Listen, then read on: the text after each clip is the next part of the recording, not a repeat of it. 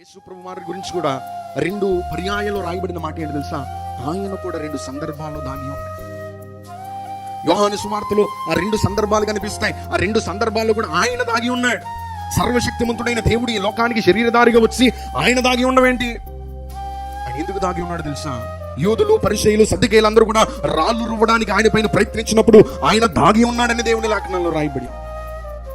ఎందుకంటే అపవాది యొక్క ఆలోచన నేను చెప్పాను కదా, దేవుని యొక్క ప్రణాళికను ఆపడమే వాడి యొక్క ప్రయత్నం, దేవుని యొక్క సంకల్పము జరగకుండా అడ్డుకోవడమే వాడి యొక్క పని. కనుక యేసు ప్రభు వారు తన పని పూర్తి అవ్వలేదు కాబట్టి ఆయన 2 మార్లు ఆయన దాగుకున్నట్లుగా దేవుని లేఖనాల్లో మనం చూస్తాం. దేవుడు ఏలియాతో అన్నాడు, కేరీతు వాగు దగ్గరికి వెళ్ళు, దాగి ఉండు. యేసు ప్రభు వారు దాగి ఉన్నారు. ప్రవక్తలైన ఏలియా దాగి ఉన్నాడు. దావీదు అంటున్న మాట ఏంటి తెలుసా? నా దాగు స్థలము నీవే అంటున్నాడు. గట్టిగా స్తోత్రం చెల్లిందా? హల్లెలూయా.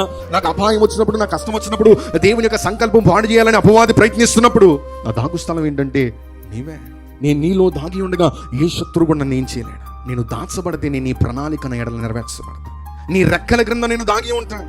నీ ఆలయంలో నేను దాగి ఉంటాను. నీ బలిపీఠం యొద్ద నేను దాగి ఉంటానని దావీదు పలుమార్లు తన కీర్తనలో అతడు చెప్తున్నాడు.